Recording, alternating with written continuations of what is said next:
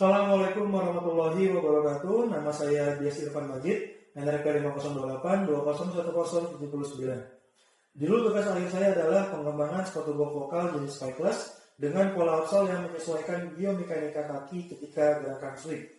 Berikut merupakan video dari proses produksi dan pengembangan desain tugas akhir saya.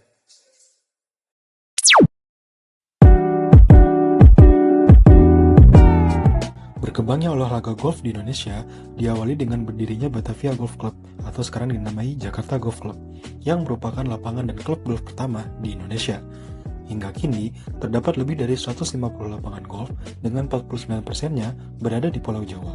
Bahkan, sebanyak 30% pemain golf tanah air meningkat ketika pandemi. Berkembangnya peminat golf di Indonesia membangkitkan industri golf lokal dengan banyaknya usaha perlengkapan golf, aksesoris, aparel, hingga arena permainan paling bergengsi di dunia, yakni Top Golf, yang akan hadir di Indonesia sebentar lagi. Selain itu, Indonesia memiliki toko retail dan distributor lokal resmi dari berbagai merek golf di dunia, seperti Leonian Golf, Top Golf, Asia Golf, MST Golf, yang baru saja buka cabang di Indonesia. Salah satu perlengkapan paling wajib saat bermain golf adalah sepatu. Ada dua jenis atau kategori sepatu yang ada di dunia golf, yakni spikes dan spikeless. Jenis spikes memiliki spikes tambahan dan dikenal memiliki daya cengkram yang kuat. Sedangkan spikeless dikenal karena kenyamanannya. Nah, kenapa perancangan ini menggunakan jenis spikeless? Karena survei kuesioner yang disebar oleh penulis menunjukkan dominasi jenis spikeless pada preferensi pemain golf tanah air, yang diricikan kembali dalam kategori usia dan motivasi bermain seperti berikut. Sebanyak 80% juga lebih memilih poin nyaman yang merupakan ciri khas spikeless.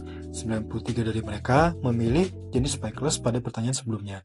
Selain itu, kategori daya cengkram kuat yang merupakan ciri khas dari jenis spikes berada di urutan akhir dari voting preferensi poin utama pada sepatu. Hal ini juga didukung oleh hasil observasi penulis yang terjun langsung ke driving range dan lapangan golf yang tersebar di Provinsi Banten, DKI Jakarta, dan Jawa Barat. Hasilnya, jenis spikeless selalu mendominasi di setiap tempat sebagai berikut. Nah, selanjutnya, penulis juga membawa keterbaharuan pada lacing sistem sepatu dengan menggunakan teknologi setara bawah fit system. Lacing sistem putar ini terdapat teknologi quick release yang mampu membuka dan mengikat ikatan lebih cepat dari tali sepatu biasa.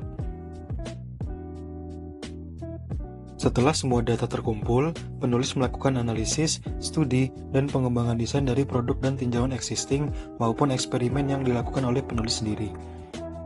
Eksperimen tersebut diantaranya adalah eksperimen penempatan posisi lacing system yang membandingkan 4 sepatu existing dengan posisi lacing system berbeda. Hal ini untuk mengetahui sepatu mana yang lebih cepat terikat.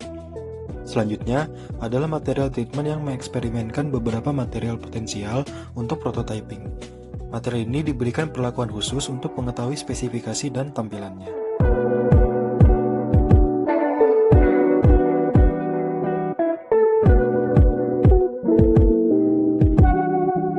Terakhir, penulis melakukan simulasi 3 dimensi ketika proses assembling sepatu.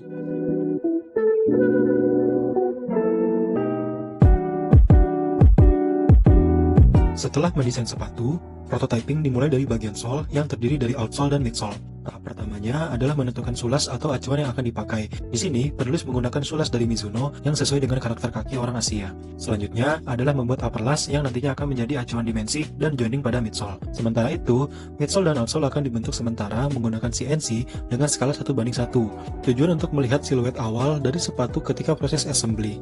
Sebelum membuat mold, wooden midsole dan rubber akan direvisi terlebih dahulu sebelum akhirnya masuk ke proses casting dan cor material. Pembuatan satu mold dapat memakan waktu hingga 40 hari. Setelah kedua mold jadi, yang pertama dilakukan adalah melakukan test mold. Setelah hasilnya oke, dilanjutkan dengan pemberian etching serta chrome anti karat. Pada bagian upper, penulis tinggal menyesuaikan dengan desain dan sole yang telah dibuat dan merevisinya hingga tahap final sebelum diproduksi. Berikut merupakan proses final prototyping.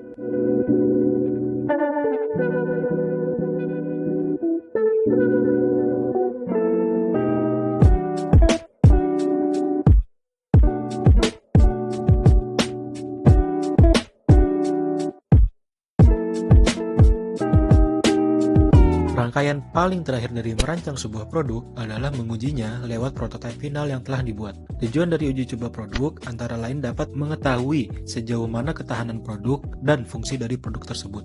Selain itu, uji coba produk dapat digunakan sebagai upaya mencari feedback dari customer atau pengguna sebelum produk akan dijual secara massal. Oleh karena itu, pada perancangan ini, uji coba dilakukan berdasarkan dua kategori, yakni durability test dan usability test.